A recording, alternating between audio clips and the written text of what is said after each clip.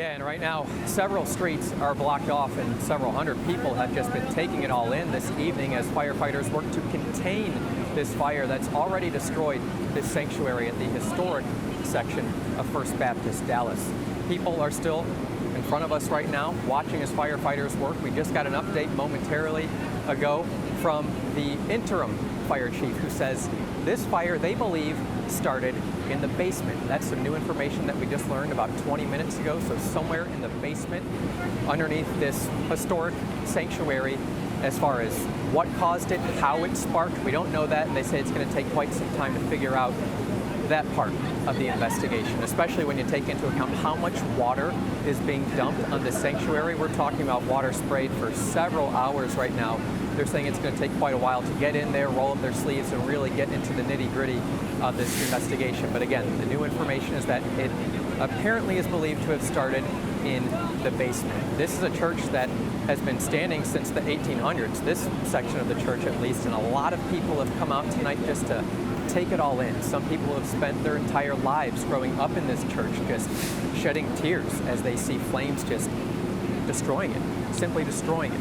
So talked to a lot of people out here tonight, but one person in particular I want to share with you is who is the pastor of First Baptist Dallas, Robert Jeffress. We've interviewed him throughout the years, but never in a situation like this before. He was obviously completely unexpected, not expecting something like this to happen. He was in a full suit and tie, just walking these streets, looking up in the sky, looking at what was happening to his church. So we were able to pull him to the side for a little bit, had an interview, and he was putting on a very strong face at first, just talking about how they want to be resilient, and he's just thankful that no people were hurt, no people were inside at the time, but he obviously could not help but show a bit of emotion when he's talking about a church that means so much to him. I had just left the church, and a little bit after 6 p.m. we got word that the church was on fire, our historic sanctuary.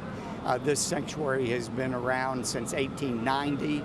It was the home for our church for a long time until we moved to our new worship center about 12 years ago.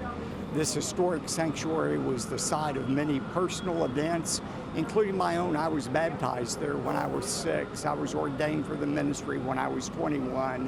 It holds a lot of memories, but we thank God that nobody has been hurt. We had just concluded Vacation Bible School with over 2,000 kids.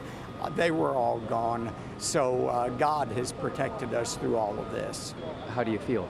It is, but I'm grateful that the church is not bricks and mortar or wood, it's people.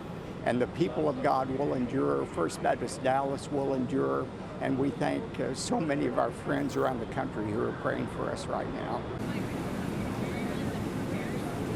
And it was quite literally seconds after we spoke with Pastor Jeffress that we heard and saw that portion of the structure collapse. Just moments ago, we spoke with that interim fire chief who is giving us an update from what they're seeing on their end. They did an interior attack and was fighting the fire on the second floor.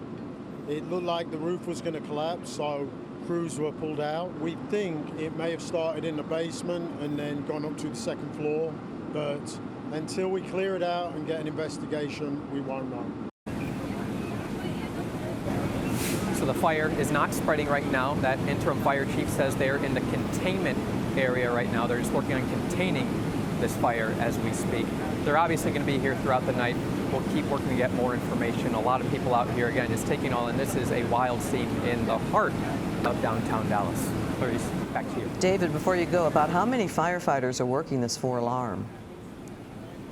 Man, I think he said more than 100. Don't quote me on that, but I believe the interim fire chief said more than 100. A whole lot of them were out here